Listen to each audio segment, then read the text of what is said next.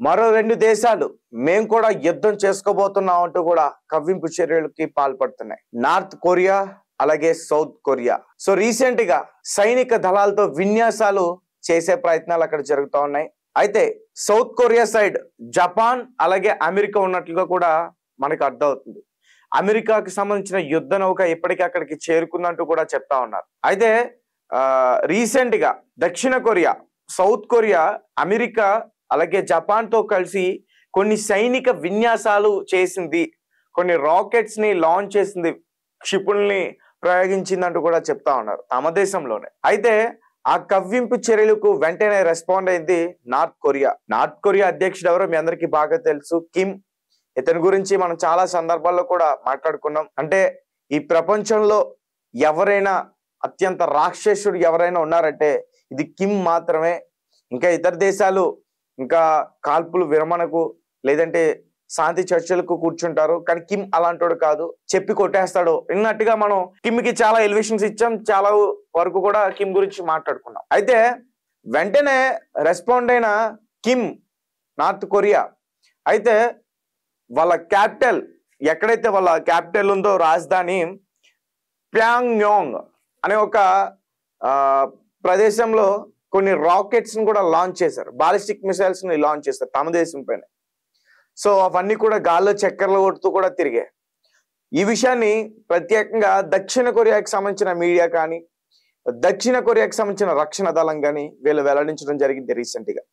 మనం కొన్ని రోజుల నుంచి కూడా చూస్తా ఉన్నాం, కొన్ని సంవత్సరాల నుంచి కూడా చూస్తా ఉన్నాం, కొన్ని గంటల నుంచి కూడా చూస్తా ఉన్నాం. కొన్ని సంవత్సరాల గురించి మాట్లాడుకోవాలంటే రష్యా, ఉక్రెయిన్, అలాగే ఇజ్రాయెల్, పాలిస్తాన్, అలాగే హెజ్బుల్లా, హమాస్. కొన్ని నెలల్లో చూసుకుంటే భారత్, పాకిస్తాన్ పైన భారత్ చేసిన యుద్ధాన్ని ప్రతి ఒక్కరు కూడా మెచ్చుకుంటున్నారు. అంటే వాళ్ళకి మన భారతదేశం తెలివిగా బుద్ధి చెప్పింది, ఎక్కడ కొట్టాలో అక్కడ సరిగ్గా కొట్టింది. ఈరోజు భారత్ ని కాళ్ళు పట్టుకోవడానికి కూడా సిద్ధమైపోయారు పాకిస్తాన్. కొన్ని లెటర్స్ మీద లెటర్స్ రాస్తున్నారు, సింధు నది జలాల్ని వదలాలని చెప్పేసి. అంటే తెలివితో దెబ్బ కొట్టింది. వాళ్ళకన్నా మనం బలంగా ఉన్నాం. మన దగ్గర వాళ్ళకన్నా ఎక్కువగా ఆయుధ దళాలు ఉన్నాయి, త్రివిధ దళాలు ఉన్నాయి. అయినా కానీ ప్రాణ నష్టం కలగకూడదు, సివిలియన్స్ చనిపోకూడదు అని చెప్పి భారత్ తీసుకున్న నిర్ణయాన్ని ప్రతి దేశం కూడా మెచ్చుకుంటుంది. ఇప్పుడు ఏదైతే ఇజ్రాయెల్, ఇరాన్ దేశం యుద్ధం చేసుకుంటున్నారో వాళ్ళు కూడా భారత్ చేసిన యుద్ధ వైఖరిని వాళ్ళు కూడా మెచ్చుకున్నారు. అలాగే కొన్ని గంటల వ్యవధిలోనే అని చెప్తున్నా ఇరాన్ అలాగే ఇజ్రాయెల్. సో ఇజ్రాయెల్ ఏ రకంగా ఇరాన్ పైన అటాక్ చేస్తుందో కొన్ని రోజుల నుంచి మనం డిస్కస్ చేసుకుంటున్నాం. ఈరోజు ఆ యుద్ధం 8వ రోజుకు చేరుకుంది. ఒకరిపైన ఒకరు క్షిపణులతో, డ్రోన్లతో, బాలిస్టిక్ మిసైల్స్ తో అటాక్ చేసుకుంటా ఉన్నారు. అణుస్థావరాలపైన ముఖ్యంగా ఇజ్రాయెల్ అటాక్ చేస్తుంది.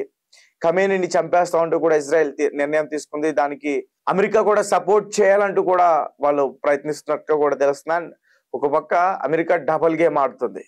ఈ విషయం మీకు తెలిస్తే కనుక మాకు కింద ఖచ్చితంగా కామెంట్ రూపంలో తెలియపరచండి. ట్రంప్ అనేవాడు ఒక జోకర్, డబుల్ గేమ్ ఆడుతున్నాడు. రష్యాకి ఉక్రెయిన్ కి జరిగిన దగ్గర కూడా ట్రంప్ ఒక జోకర్ లా వ్యవహరించి, ఒక బ్రోకర్ లా వ్యవహరించి మధ్యలో దూరి చివాట్లు తిని వెనక్కి వెళ్ళిపోయాడు. రీసెంట్ గా పహల్గామ్ కి భారత్ కి జరిగిన యుద్ధ నేపథ్యంలో కూడా నేనే కాల్పులు విరమణకి కారణం, శాంతి చర్చల గురించి జరిపించమంది నేనే అని చెప్పుకున్న ఎన్ని రోజులు డబ్బా కొట్టుకున్న ట్రంప్ రీసెంట్ గా నేను జస్ట్ మాట్లాడాను మాత్రం అని చెప్పారు. అలాగే మన మోదీ గారు కూడా ఆయన స్వయంగా చెప్పేశారు, పాకిస్తాన్ కి సంబంధించిన ఎంబసీ డిపార్ట్మెంట్స్ మాకు తరచుగా కాల్ చేస్తా ఉన్నాయి. సో మేమే వాళ్ళతో డైరెక్ట్ గా మాట్లాడాం కాల్పుల విరమణకి, శాంతి చర్చలకు. ట్రంప్ గాడు ఆవిడ వాడి మధ్యలోకి వచ్చి వాడేదో బ్రోకరేషన్ చేశాడు, వాడికి ఏదో నోబెల్ శాంతి ప్రైజ్ కావాలని చెప్పేసి ఇండైరెక్ట్ గా ఆయనకి ఇచ్చి పడేశారు.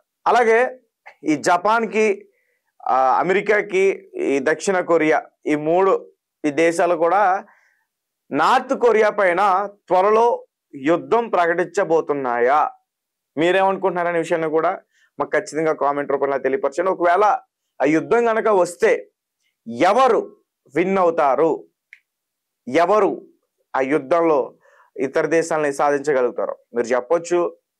జపాన్ చాలా స్ట్రాంగ్ గా ఉంది, అమెరికా కూడా చాలా స్ట్రాంగ్ గా ఉంది. వాళ్ళకి ఇప్పటికే అమెరికాకి సంబంధించిన త్రివిధ దళాలు కూడా పూర్తిగా సౌత్ కొరియాకి సహకరిస్తున్నాయి.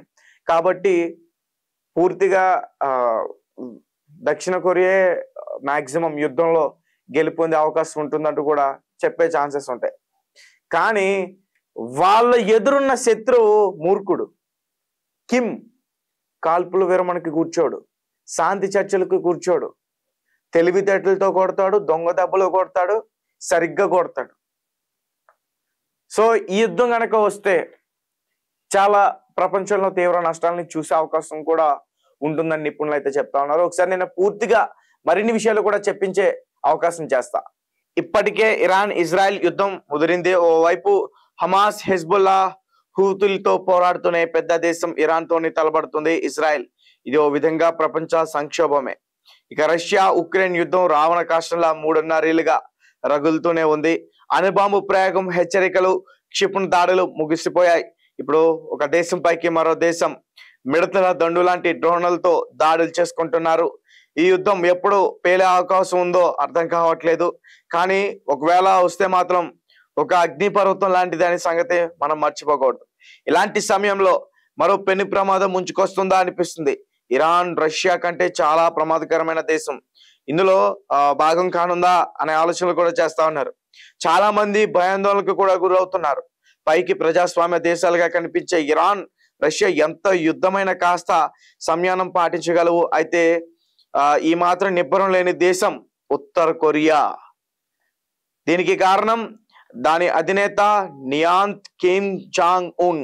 కిమ్ కి తిక్కరేగితే ఎంతటి పనైనా చేస్తాడు. అతడు ఎంత చెబితే అంత కాబట్టి అతడిని అడ్డుకునేవారు లేరు. కాబట్టి ఖచ్చితంగా ఎవరి మాట వినడు. అలాగే ఇంతకీ అసలు ఏం జరిగింది అనే దాని గురించి మనం మాట్లాడుకుంటే పూర్తిగా ప్రస్తుతం ఉన్న ఉద్రిక్తలు చాలా ఉన్నట్లు ఉత్తర కొరియా ఉద్రిక్తలను రెచ్చగొట్టే చర్యకు దిగింది. పలు రాకెట్ లాంచర్లతో గురువారం 10 రాకెట్లను ప్రయోగించింది. ఈ విషయాన్ని దాని దాయిది దక్షిణ కొరియా ప్రకటించింది. ఉత్తర కొరియా రాజధాని ప్యాంగ్యాంగ్ సమీపం నుంచి ఉత్తర దిశగా వీటిని ప్రయోగించింది. ఇదంతా ఎందుకు చేస్తున్నది అంటే బుధవారం దక్షిణ కొరియా అమెరికా జపాన్లతో కలిసి సంయుక్త సైనిక విన్యాసాలు నిర్వహించింది. షార్ట్ రేంజ్ ఆయుధాలతో ప్రయోగించడంతో ఉత్తర కొరియాకు అనుమానం వచ్చింది. అంతేగాక తోక తొక్కిన తాచుల క్షిపణి ప్రయోగాలు కూడా ఉత్తర కొరియా దిగింది.